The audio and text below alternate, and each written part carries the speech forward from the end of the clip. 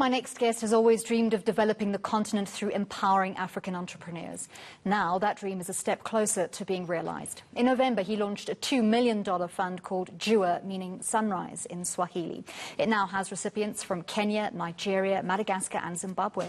Besides equity, the recipients will also benefit from mentorship and advisory support. Let's hear from industrialist and founder of the fund, Adam Molai. Adam, thank you very much. Great to speak to you again. When we last spoke in November, you were calling for entries to the Jua Kickstarter Fund. How did the Jua Kickstarter Olympics go? Andy, thanks for having me again on your show.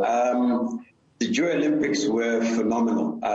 One of our objectives was actually to inspire the youth, but I don't know who has more inspired, me or them, because what I saw really showed me the phenomenal talent and skills we have in our young people. And I think it really showed me that with that little bit of support, financial and mentorship, what we can achieve on the continent is absolutely amazing. Share a little bit of that inspiration with us. What kinds of pitches did you see?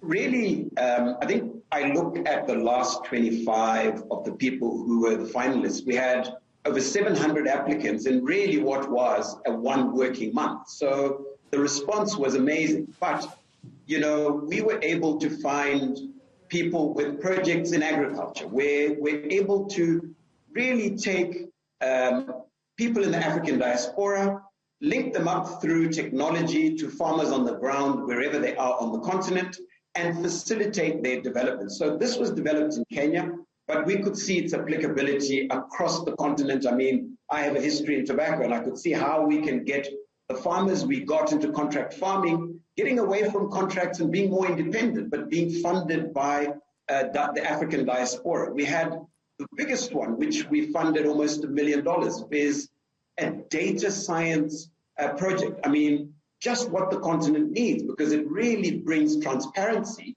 to the supply chain models, where for private sector and public sector, you now have a more transparent supply chain where people's history is visible from wherever you are. And before you're able to get a contract, your history is available through data. So the big data model. We then had others coming out of Nigeria in the health sector, which is really bringing support to health from an online platform, but again, applicable globally. And education. So we have two projects in education, one from Madagascar, which manufactures solar-driven computers for education, and then a software-driven one from Zimbabwe, which facilitates the online development of students and allows us to actually export our great teaching skills across the globe. And then the last but not least is an energy sector investment. And really what they're doing is they're taking stoves with an IoT inside of them, which if you bring out 10,000 stoves, at any one moment you can see that 9,000 are working.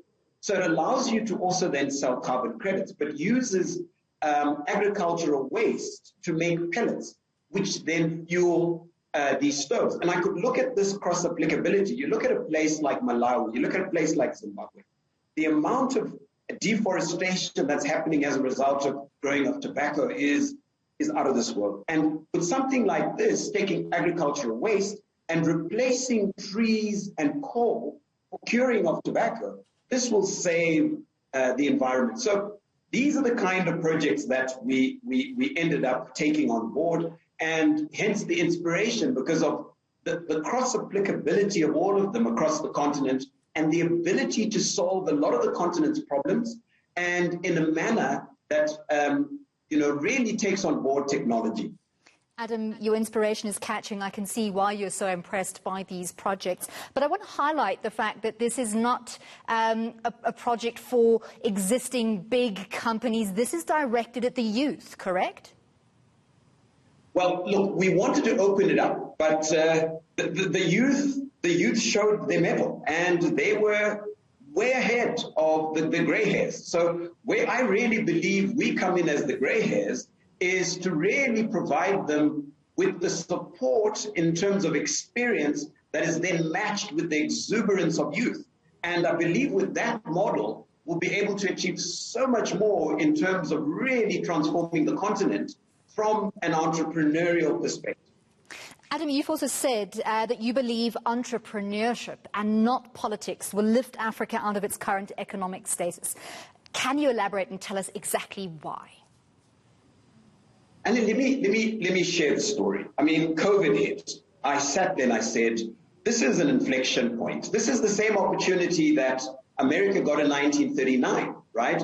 When there was the Great Depression. And I said, what role can I play? And in the last 9 months, we've allocated US $20 million towards that agenda of saying, we're going to support entrepreneurship and we're going to support industrialization. We've put $2 million towards the JUA Fund in terms of supporting entrepreneurship.